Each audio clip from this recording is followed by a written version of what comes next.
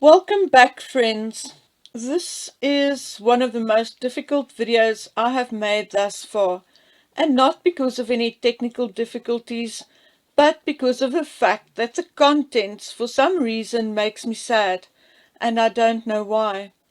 I thus beg of your indulgence and patience to allow me to tell the story in my own way, and this time I may make some unexpected turns and even maybe go off topic to relieve the strain of telling the story. Phew, okay, let's do it. This story comes from a variety of tales contained in a number of email. Over the months, I had made notes of things I found interesting, and when time allowed for it or I remembered something, I would go to my notes and then go to Mr. Google, etc. And this is exactly what happened once again. On Tuesday, 26th of January, I was busy making notes for a video when I thought of something I read in an email a while ago. When I'm saying a while, possibly months ago. At first, I thought to ignore it as it would basically constitute a repeat of a previous video I made just with additional information. Also, I had already collected photographs for the video I was busy with, and I'm actually rather fed up with myself for abandoning videos when other things come up, feeling like I'm wasting my own time. However, I could not concentrate and decided to make myself a cup of coffee and at least go back to my email while I have my coffee. However, I got so involved with the email that I spent about 2 hours replying to new email, and by the time I was done, I was very confused. So I decided to go to my Tumblr account where I knew I wrote a comment a few months ago, and there I found a message from someone telling me to look into a particular person, and this really shook me, as it was exactly what I was dealing with when I was hunting for the old email. All I could do was to respond with, "Thank you, I will." That was also it for me, and I abandoned the video I was busy with and started working and looking for more information. And this, my dear friends, is where the plot started to sicken for me. And at this point, I want to make it clear to you that some of the information I'm sharing with you today is 100% true and verified. Some of it is third and fourth hand information, and although I may believe it to be true, does not make it true, and you will have to decide what you believe for yourselves. The opinion I express in this video is based on my personal opinion, and many of you may rightfully disagree with me.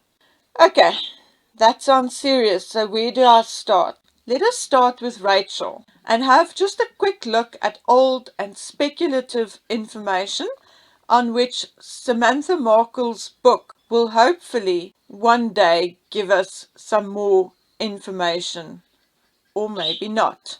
I was told by a number of people that Rachel had more than one termination. I need to choose words carefully not to get flagged again.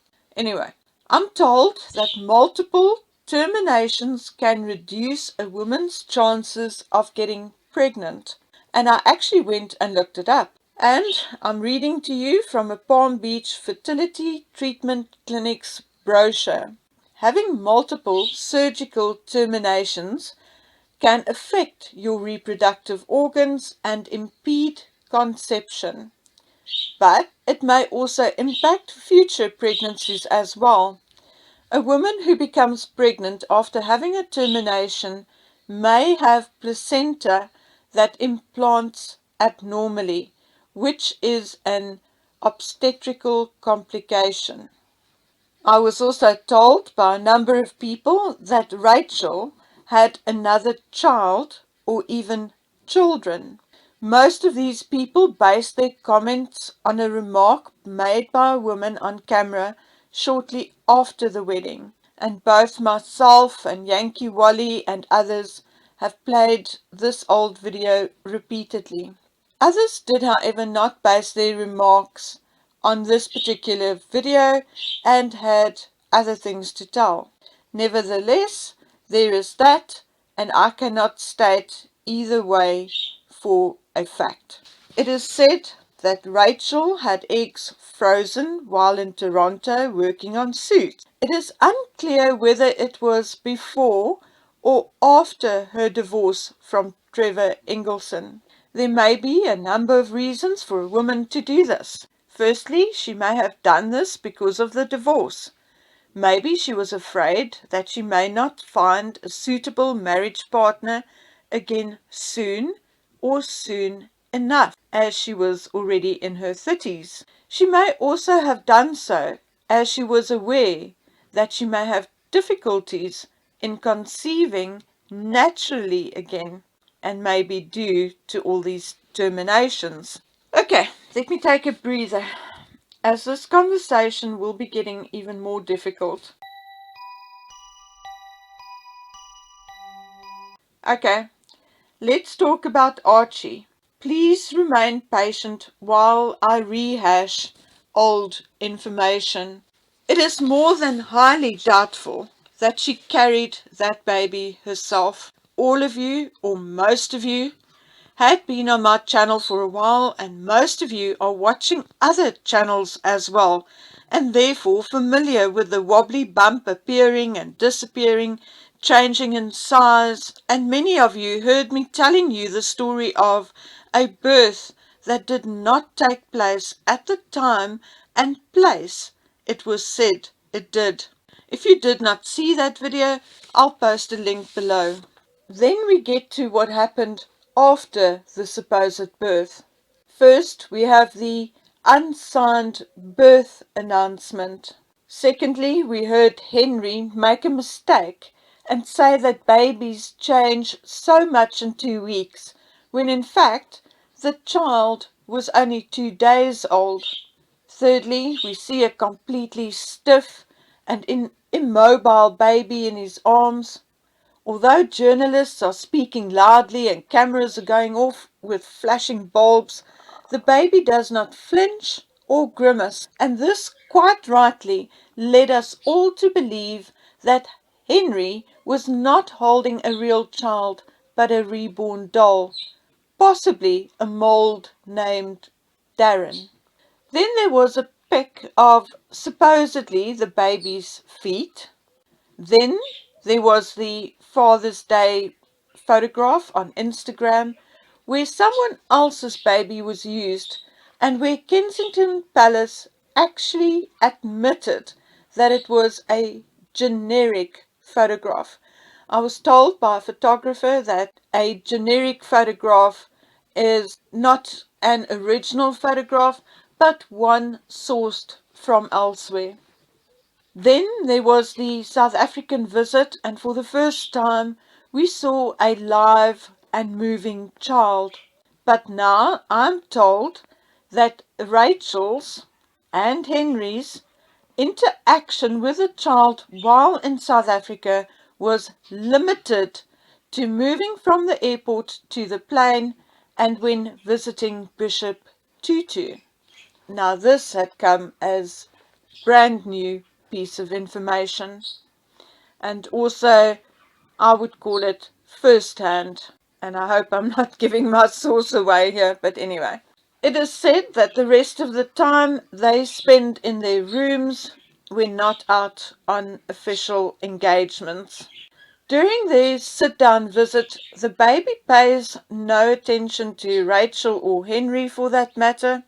At times we catch a fleeting glimpse of irritation on Rachel's face, which is very quickly replaced with a fake smile of indulgence. It is also noted that both Henry and Rachel still supported the child's head when carrying him, something completely unnecessary, as on the 25th of September 2019, Archie was supposedly already 4 months and 19 days old, according to the date of the birth that was given to us. So I consulted medical journals, and according to those medical journals, a child should be able to hold up his or her head by the age of 3 months and have reasonable control by the 4th month. During the entire visit, the child does not reach out to Rachel's face or snuggle into her. He does, however, appear very alert and interested in other people in the room.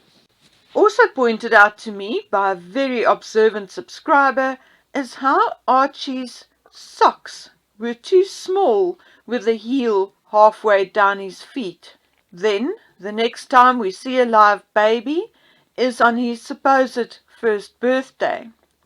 As you are aware, we saw him in a vest and a loaded nappy. Possible signs of neglect when in their care?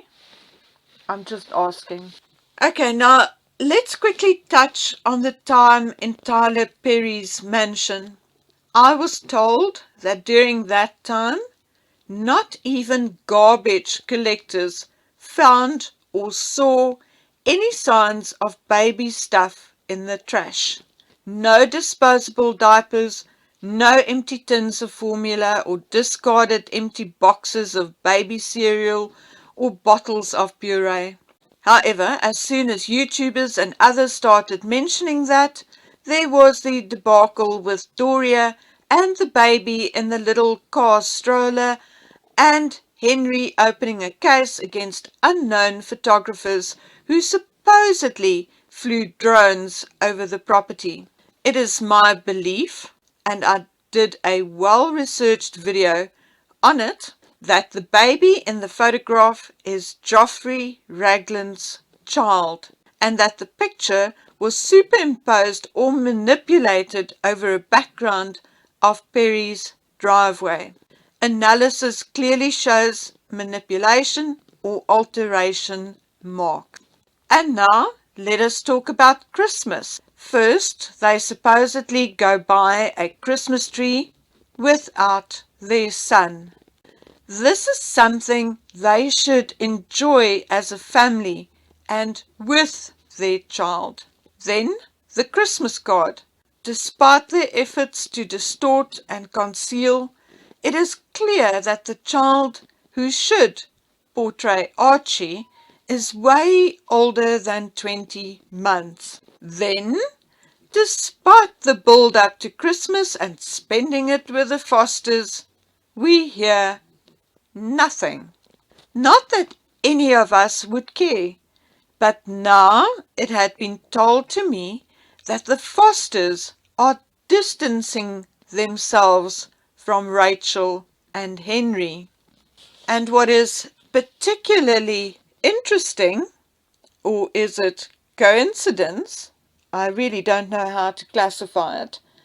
It was also told to me, okay, I must admit that this is now a second or third hand story. But anyway, it was also told to me that David Foster had asked Henry about the child more than once, and that he was told that the child was with Doria at least once, and when he asked again, was told outright not to ask about or talk about Archie. As Catherine McPhee, David Foster's wife, is now pregnant, it made them extra sensitive, and Rachel and Henry's attitude towards questions about Archie made them very uncomfortable. And apparently, according to my source, that is the reason why the Fosters are now distancing themselves from Rachel and Henry, or at least the main reason. Okay, so now we've reached the point in the video where we need to really get serious and look into why this is so. Why are Henry and Rachel not seen with their child? Why are they hiding the child? Is there a child? If there is a child, if there is a child, why are they so secretive about him? Where is the child? Is he indeed with them and being hidden in their mansion? Or is he not with them and is he elsewhere? And if he is elsewhere, why is he elsewhere? And these are the things we need to now seriously start questioning. Not because we are curious. Yes, we are. But that's not the main reason. We need to start questioning this for the sake of the monarchy, because we are being lied to and a fraud possibly perpetrated on us, and for the sake of this child, because he will grow up and he will have the exact same questions, unless, of course, he is being brainwashed from an early age. But never mind that, we're not going into conspiracy theories at this point in time. We are going to be looking at real and possible possibilities. And the first one, the one I most believe in, is that they had used a surrogate, and because they've used a surrogate and did not go through the birth process themselves, and because Meghan or Rachel is not the motherly type, I believe that there was no bonding, and I believe that there are now, or had been, or still are, other problems with regards to the legalities of the adoption process, possibly the birth mother now making objections or complaining about conditions or complaining about neglect. We don't know and we can only guess. But the possibility that they had used a surrogate is the one possibility I most believe in. And this is where the video is now going to become even more difficult, and I'll be telling you in the next few minutes about something I discovered and which I haven't seen or heard anyone talk about as yet. So let me take a sip of water, take a breather, and then I will come back with that information for you. And now, my dearest friends, we are getting to the part where we will be discussing things I have not heard anyone else discuss before. And the question I will be posing in this part is, who is Archie really named after? Is it possible that he is actually named after his real father? Do I hear a stunned silence? Well, you may not be that stunned after you heard what I had to say. Okay, I'm going to take another detour just for a second or two, so please bear with me. We all know that Markus Anderson had a big hand in Henry and Rachel's initial courtship. You can go to my Markus video for more information, and I will post links to those videos in the description box below. I also told you in one of my previous videos that there is a distinct possibility that Rachel and Henry may have met before 2015, and I will post that video in a link in the description box as well. In that video, I also told you that Henry was with Charles in Istanbul when there was an opportunity for Henry and Rachel to meet. Okay, keep that in mind. However, when we go along with the known narrative as to how and when and where they met, there is something or someone we have not spoken about, and that is the other person credited for introducing Rachel and Henry. And after looking into this for hours, I found that it's most likely also true that this person, this female was involved, as this person is well acquainted with Marcus Anderson, Rachel, and Henry. And who might this female be? She is called Violet von Westenholtz. Violet is 36 years old and the PR director of Ralph Lauren. Violet is also the daughter of Prince Charles's friend, former Olympic skier Baron Piers from Westenholtz. Baron Piers from Westenholtz was a good friend of Prince Charles's, or is still a good friend of Prince Charles's, and the families enjoyed many ski trips together. Violet had also been part of Henry's inner circle since they were both very young. Violet and Henry became close friends over the years, and at one point there was also speculation that Henry may be dating Violet's younger sister Victoria, when they were seen giggling together, heading to a friend's home where they partied all night. However, it turned out that they were just good friends, and both of them went on to date other people. Violet also met Rachel in 2015 after Violet became the PR account director for Ralph Lauren. Violet was also the person who dressed Rachel when she was in England to promote Suit, and Rachel even posted about it on Instagram. Violet was also the person who took Rachel around, showed her around and entertained her, and even took her to Wimbledon after the known introduction in 2016. Okay, and here for the major clanger. Violet gave birth to a baby a couple of weeks after Archie's known birth. And the father of Violet's baby, guess what his name is?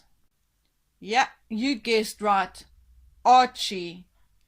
Archie Seymour is the openings manager of Chateau Mate restaurant in London's Soho district.